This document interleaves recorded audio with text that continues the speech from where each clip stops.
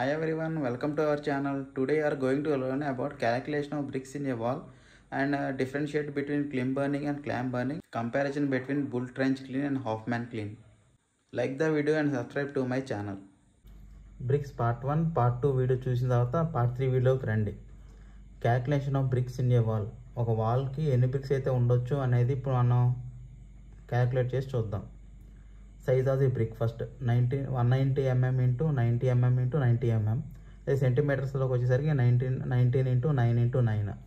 ఇప్పుడు length of the wall 2500 mm, height of the wall 10,000 mm, thickness of the wall 230 mm. Next volume of the wall formula L into B into H. పైన values ఉన్నాయి చూడండి. L అంటే 2500, H అంటే 10,000, B అంటే 230.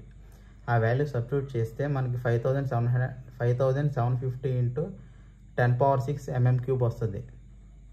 Next volume of the brick size 190 mm into 90 mm into 90 mm.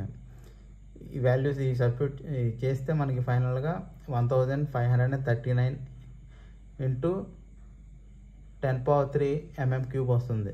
Next number of bricks equal to volume of the wall by volume of the brick size. Volume of the wall మన పైన వచ్చింది 5750 into 10⁶ mm³ by volume of the brick size అంటే 1539 into 10⁻³ mm³.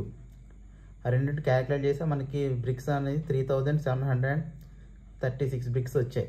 ఇలా calculate చేసుకోవాలి ఒక వాల్లో ఎన్ని bricks వస్తాయి అనేవి. నెక్స్ట్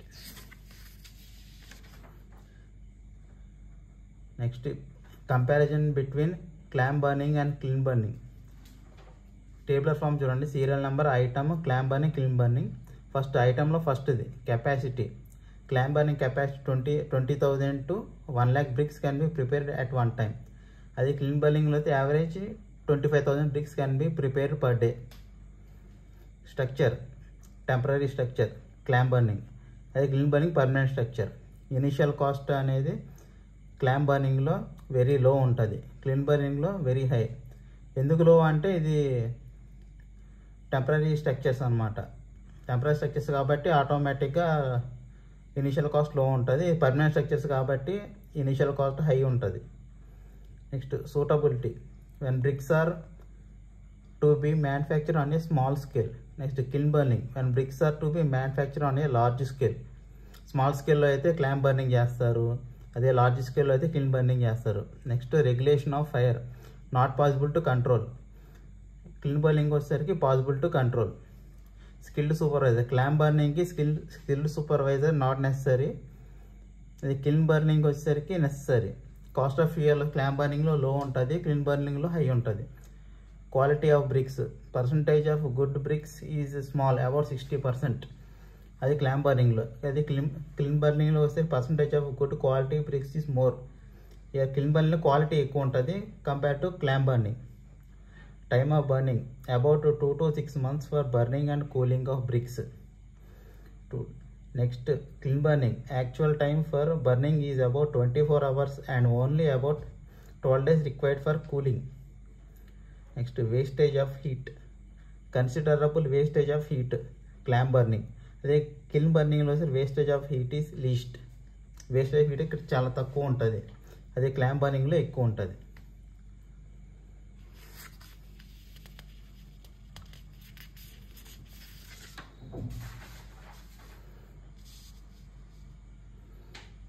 నెక్స్ట్ చూడండి.